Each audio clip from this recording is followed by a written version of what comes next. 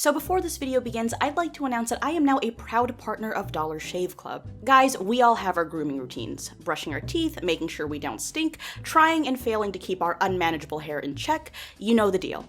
Unless you don't, but either way I've got good news for all of you. I'm willing to bet that most of you didn't have a damn clue because I didn't, that Dollar Shave Club, yes, that Dollar Shave Club, has products to satisfy all of your grooming and degrossifying needs.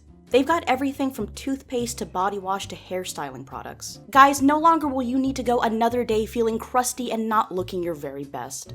Behold, my dear viewers, Dollar Shave Club is basically giving away their daily essential starter set to new members for only $5. And best of all, free freaking shipping. Free shipping. This starter set features 3 trial-size versions of their most popular products that help you stay fresh and clean along with their executive razor. Yes, in this first box you'll get their shave butter, body wash, and One Wipe Charlie's butt wipes. That's right guys, I'm allowed to say butt wipes in this ad because you definitely need them. Anyway, you'll also get their executive razor, which includes their premium, weighty handle and cassette of cartridges. My cactus legs have never been this smooth. All of this, again, for just $5 and free shipping. Did she say free shipping? After the first box, replacement cartridges are sent for only a few bucks a month right to your doorstep so you can be just like me and never leave home. Ever. I don't even remember what sunlight looks like. Supporting Dollar Shave Club enables them to help support me and the content I create. To get this offer, all you need to do is go to dollarshaveclub.com/reignbot. That's dollarshaveclub.com/reignbot. Guys, why go to the store where other humans are around only to have to wait in a line that's a mile long with the slowest cashier in the world while the person in front of you is still actively clipping coupons, which you know adds another 2.5 hours to your wait time, when you could just sit at home, relax, and let Dollar Shave Club take care of you. Trust me, you won't regret it.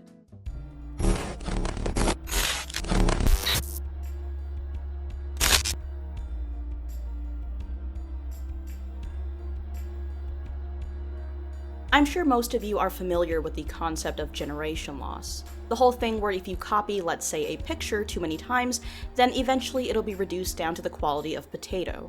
This concept also applies to creepy Twitter stories, or ARGs depending on what you want to call them.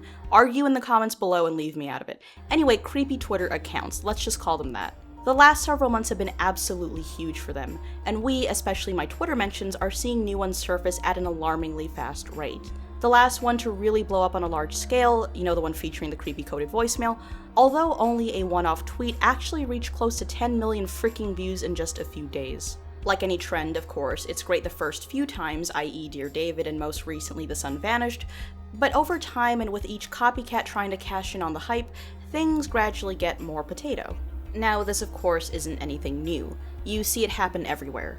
The Hunger Games blows up, Hollywood tries to make young adult adaptations a thing, and failed. Jaws blew up, shark movies became a thing and a genre all their own. I suppose in the case of these Twitter stories, the best comparison would be to the found footage genre. Now I know, I just pissed off like half of you who think that all found footage movies are the plague, but hear me out. There are good found footage movies out there. The distaste for the genre as a whole mostly comes from the fact that after films like Blair Witch and The Catalyst, that was the first Paranormal Activity movie, studios and independent filmmakers alike realized that hits could not only be made for cheap, but also with what seemed like little effort and technical skill.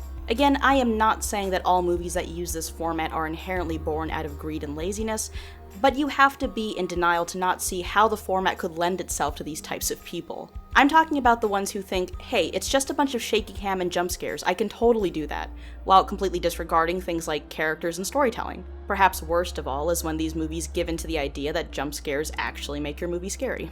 It's unfortunate, but because of heaping piles of doggy-doo like that, there are many who refuse to even give certain found footage films a chance. The horror genre in general has obviously seen this happen a number of times, even in the online world. Alright, get ready to brace yourself for what I'm about to say. Creepypastas. Everyone already knows what these are, so I won't bother defining them. The thing is, everyone has their own definition as to what creepypasta is as a genre. Some will picture the independent writer trying their hardest to make it, while others will picture endless DeviantArt posts of Jeff and Slenderman getting jiggy with it. My point is, there was a point where creepypastas weren't stereotyped the way they are now, a time where the stories just had a way of finding you. Once they started to blow up, suddenly everyone and their grandma wanted to write the next big story. Some naturally were good, while a huge chunk of the remainder were fanfictions and hastily written attempts to ride the already established formula within the genre. When I started my channel back in 2015, I got the impression that a lot of people were getting tired of sifting through the crap pile in order to find a good story. In 2018, say the word creepypasta and a good number of people will tell you they all suck, even if that isn't actually true. Does this make it almost impossible for the good stories to stand out? Absolutely, it's an unfortunate reality at this point. Anyway, back to the Twitter stuff. The stories that work on Twitter work for a reason. You don't sit down and read the whole story all at once. Instead, you're given little snippets in real time, and sometimes you even get a picture or video to help you get a better sense of what's going on. When utilized well, Twitter is an amazing tool for such things. When not used well, it becomes the edgiest thing you have ever seen. Since I spend a lot of time following these sorts of things, I can personally vouch for the fact that new creepy Twitter accounts pop up all the time now. Sadly, most of them think that ones and zeros are still spooky in 2018, which, by the way, they aren't.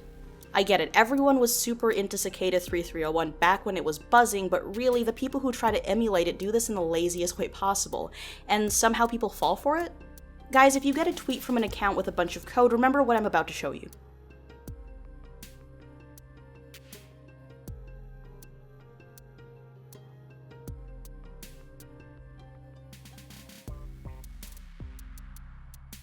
This is the sum total of effort it takes to do these things. No, none of these people are actually smart. All it takes is 2 seconds to type out some shit and convert it. Oh, and it isn't just this sort of code, by the way. You'd be surprised at how many different types of code converters you'll be able to find on Google. Again, PSA, these people are not as smart as they are trying to appear. Again, I'm getting off shit. Anyway, I am getting off topic, which I apologize for. I just can't believe the amount of crappy attempts at being spooky I see that involve some half-assed code. Okay, so what I was getting at is that much like found footage and creepypasta when done well, these Twitter stories come off deceptively simple. People see them and go, well, all I'd have to do is make a Twitter account and post stuff. Which, yes, technically, but that doesn't make it good. I'm not trying to restrict creativity here, but if you use the creepy Twitter account starter pack, no one is going to take you seriously. But Rain, what exactly is the creepy Twitter starter pack, you ask? Well, my poorly educated friend, allow me to explain.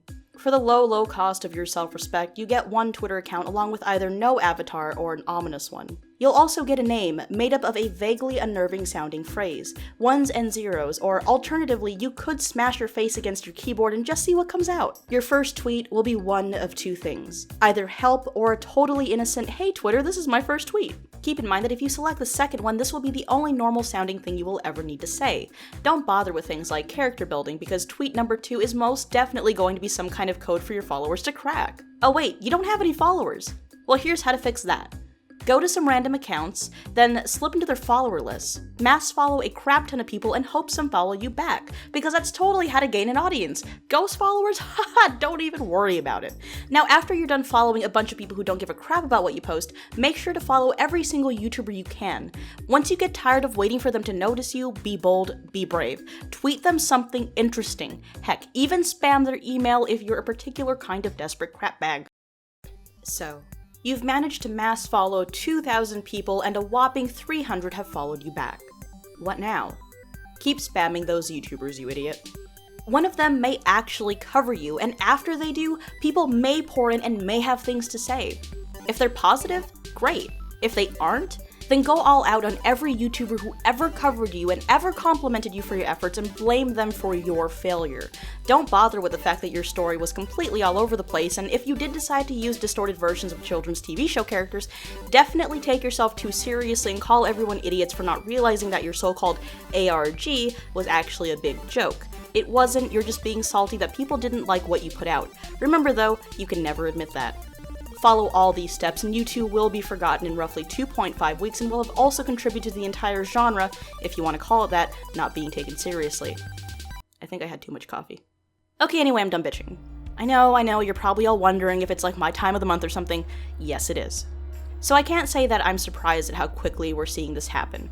It is Twitter, so naturally it's way easier for these things to pop up as often as they do. You don't need to sit around and write a full story, and you don't need to bother filming and editing videos. But Rain, if you hate these so much, why do you cover them? I never said I hated them. In fact, I was pretty damn excited when The Sun Vanished was first brought to my attention. Sure, the creator decided to use Twitter, but the premise was one that I had never seen before, so I decided to cover it even though it only had a few hundred followers at the time. The idea of a story about the sun suddenly going bye-bye just felt fresh to me, especially when juxtaposed with all these other Twitter accounts who shove cheap codes in my face all the time. Admittedly, I wasn't sure how people would receive it, and let me explain why. Dear David had an element of realism. For a while, people weren't sure if Adam Ellis actually thought he was being haunted or was just telling a story. The answer became apparent later, but it took several months for it to play out. Realism is also what I feel pushed the straightaway voicemail situation into the mainstream. It isn't too far-fetched, it didn't feel overly staged. By all means, anyone in theory could receive such a voicemail. The Sun Vanished was completely different in the sense that it was obvious fiction from the start, and given the way the internet likes to shout fake at everything, I wasn't sure if it would catch on despite how interesting it was. Surprisingly, it did, and at this point it has a F-ton of followers. I can't swear too much. I'm not saying that all Twitter-based horror stories are inherently bad, but unfortunately many of them are. I can't say for sure, but I feel like ultimately this trend will be oversaturated and ridiculed the way that found footage and creepypasta is, most likely sooner than later even. The message here isn't to stop making these things, but if you are, just think about what you want to do. Is your goal to gain 15 minutes of fame, or do you want to tell a good story? All I ask is to not bait people into following you, or at the very least, don't do that with me because all I'm going to do is tell you that I'm not making a video about you. If I see your account and it's full of lazy codes and vague statements, then that already puts a bad taste in my mouth. What's the biggest deal breaker? If I see that you've mass followed like 3,000 accounts, then I'm definitely not even going to bother scrolling down.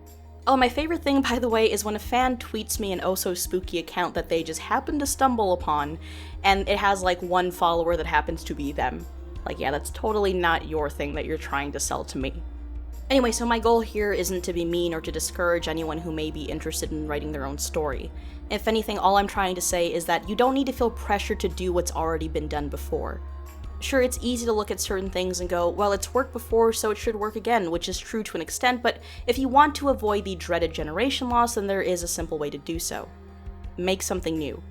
As difficult and impossible as that sounds, trust me, you probably have a great idea somewhere in there, it's just a matter of actually showing it to people. This is something that I notice that happens a lot throughout any creative community. There's an odd, unspoken pressure to fit in, and as a result, you see everyone doing the same thing, especially here on YouTube. Of course, at the same time, I'm not exactly suggesting to reinvent the wheel here. You can take what's been done before and add your own spin to it, whatever that may be. Don't be afraid to get creative, even if a sentient sketchpad tells you otherwise.